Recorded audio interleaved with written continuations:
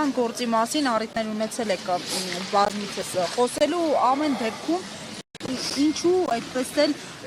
գործը չհարուցվեց Ալեն Սիմոնյանի հայտարարությունների վերաբերյալ ըստ ձեզ եւ ինչու միայն պատասխանող կողմ մնացիք դուք։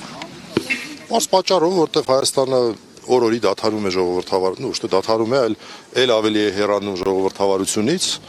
այլ ավելի է հեռանում իրավական պետության գոնե նվազագույն ստանդարտներից եւ այսպիսի ակնհայտ, այսպիսի որ ասելու բան էլ չկա։ Հայեմատեք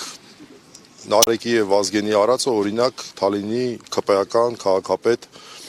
ինչ էր անունը Տավրոսի, Տավրոս Սափյանի վարքագծի հետ մեր սրբություն սրբոցի դռների առջև նրա հայհոյանքը, նրա վարքագիծը։ Սա է մեր երկրում ակնհայտ երևում է թե որ ուղղությամբ մենք գնում։ Հույս ունենք գոնե դատական իշխանությունը այս պարագայում մի փոքր պատվար կլինի մարդու իրավունքներին։ Կոնկրետ այս դեպքում ունեցող Շահբազյանի դատավոր հետ կապված ինչ կասեք, հայտնի է որ նա իշխանությունների սրտի տարբեր